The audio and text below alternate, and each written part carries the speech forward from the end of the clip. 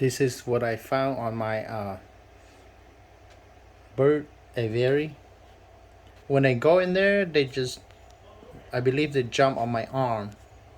So I just capture them and then put them to my microscope right here.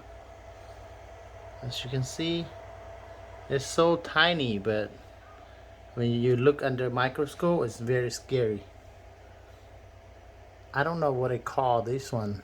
What kind of mite is this? So I recording and send it to you guys to help identify this creature.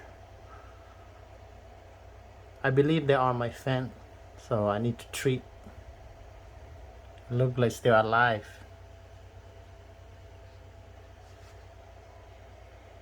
Right now it's underwater.